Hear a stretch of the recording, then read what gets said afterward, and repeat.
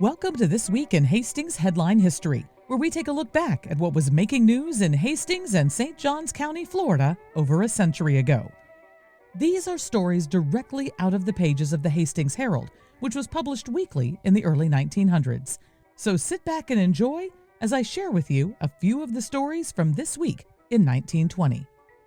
This week, potato season was really getting going strong in Hastings, and potato-related news was hot.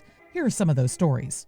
2 cars of Hastings District potatoes, all dug in Federal Point, were shipped from Hastings Thursday, being sold on the track at $18 and $15. The cars were loaded and shipped by G.W. Waller and came from the farm of J.V. Atkinson, G.W. Atkinson, Charles Howard, Ralph Gray, and Frank Gray. They ran about 25 to 30 barrels to the acre. A large shipment of potatoes and a consignment of barrels which loaded the local dockhouse to capacity was scheduled for embarkation Thursday night. The failure of the boat to stop for them caused considerable inconvenience to local shippers. A new steamer, Pilot Boy, which will run under the direction of Captain Martin between Jacksonville and Palatka, is going to give this section fine freight service. Together with the Clyde steamer, City of Jacksonville, these 2 boats have ample room for the rapid movement of the spud crop. The steamer Pilot Boy formerly was in service at Savannah, Georgia, but now is the property of the Palatka-Jacksonville Steamship Company. Sold before arrival. The entire shipment of Champion potato diggers advertised in last week's Herald by J.B. Hughes & Company was sold before it arrived in Hastings. The diggers are now in town and being assembled, ready for delivery Monday morning. The demonstration of the new potato harvester, which was brought here for trial after having proved a success in Maine, showed the harvester in its present state to be a failure under local conditions.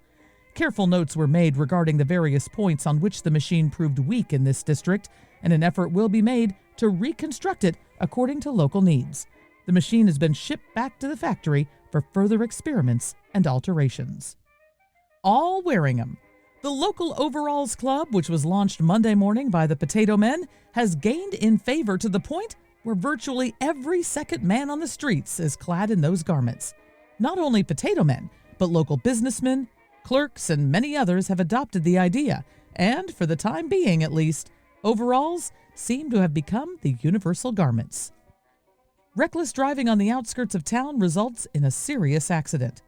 A serious accident, the direct result of the reckless driving which has been so often criticized in connection with the local roads, occurred at Benedict's Corner on the outskirts of Hastings shortly before 1 Saturday morning, resulting in serious injury to James Bradbury Jr. and minor injuries to 3 other local men. The 4 men in a new automobile were headed for the home of James Bradbury Sr. and at the corner met another car going north at what is said to have been a high rate of speed. The northbound car was showing 2 powerful headlights and a spotlight and held the entire brick road, crowding the local car into the ditch. The strange car did not stop. The local car was partly overturned and its occupants thrown out. The occupants received painful bruises and sprains, the worst injury being suffered by Mr. Bradbury. 7 of his ribs were broken. The other members of the party, on ascertaining that Mr. Bradbury was seriously injured, called Dr. Gordon Stanton and with the help of 2 other local men, laid Mr. Bradbury on a door taken from the old church. He was then taken home in another car. The wrecked car, which was abandoned by the side of the road for the night, was robbed of a spotlight, batteries, a coat, and other minor articles. In response to that story, a local man, Frank Pelliser, was appointed to be a motorcycle police officer to watch for those speeders as soon as the county could purchase a motorcycle. That story is the subject of this week's Talk of the Times editorial, titled Welcome Cop. It reads, "The appointment of a motorcycle patrolman to duty on the Dixie Highway appears to be one of the best moves the county commissioners have made in some time. Up to the present, there has been virtually no way in which speeders on that road could be either controlled or discouraged. The town marshals have been helpless to a great extent, for while one of them could order a speeder to stop, there was no way of stopping him in case he chose to go on, as he usually did. Up to the present, the Dixie Highway has been to a great extent a speedway, to the detriment of the road itself and the peril of persons using it. More important yet, the road has not only been a paradise for speed fiends, but has also witnessed an ever-increasing exhibition of reckless driving. While almost any person can look with tolerance on the speeder who lets his car out when he has a clear road and has some thought for the rights of others, nobody has or can have any esteem for the road hog who tears along with a big car, refusing to turn out of the way and forcing all others to take to the ditch. Time again, road hogs have caused serious accidents in this general vicinity. All too unfortunately, it is seldom the hog who is killed or injured. Such a road hog caused the accident at Benedict's Corner last week, and the same type of man has caused many others, which can easily be recalled by local people. Nor are those hogs always tourists, at least in the sense of long-distance tourists. Too many of them are from our neighboring cities, Jacksonville and St. Augustine, supplying a fine batch each. One Jacksonville car in particular makes a specialty of tearing through Elkton Express at train speed regardless of who or what may be in the road, and its method of driving through Hastings is by no means to be admired. If the new motorcycle patrolman can lessen the amount of recklessness and disregard for the rights of others that is all too common along this road, he will more than earn his salary regardless of whether or not he accomplishes anything further. I hope you enjoyed this week's edition of Hastings Headline History. This podcast was brought to you by Presenting the Past, bringing history back to the present through historic presentations and the sale of treasures from days gone by. This episode was written and produced by me, Michelle Murillo, with the aid of vintage copies of the Hastings Herald. Now it's time for this week's musical memory, when we listen back to a song that everyone was listening to over 100 years ago. This week's musical memory is by a man who learned to play a fiddle in his teenage years, right at the turn into the 20th century. The first couple decades of the 1900s saw him working multiple jobs while playing music as a side joy. But when a strike at the cotton mill he worked at put him out of work in 1914, he started playing music for money, and his sound caught on. This song is one that some consider to be the first country music one recorded featuring vocals and music.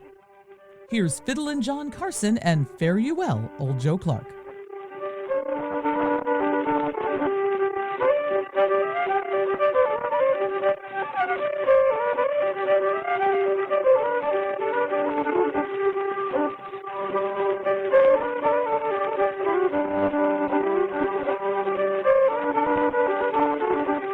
Now I got no money, got no word to say, got no play my head, Bobby chicken for the day. Fare you well, old Joe Clark, by the best of friends. Long, long, old Joe Clark, going to leave this town.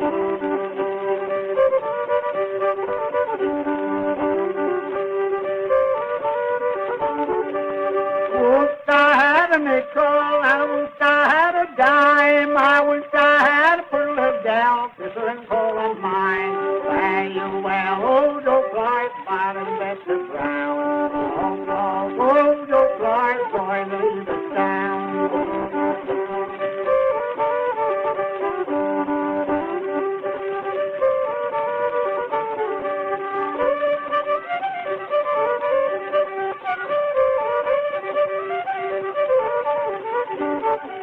Lost a bony yellow gal and brought her from the south. She had round head so tight, couldn't tell her mouth. Long, long, old Joe Clark, finally left the ground.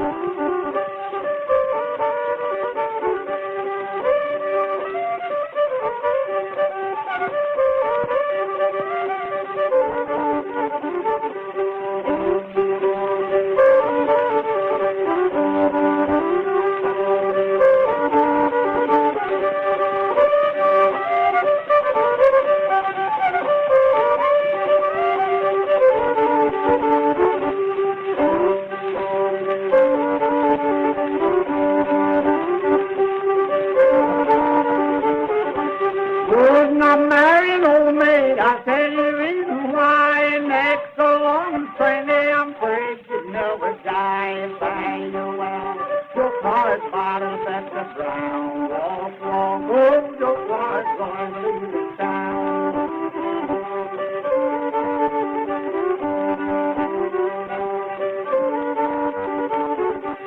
I went down the diner, standing in the door with shooting stockings in her hand. The put on the floor, very well.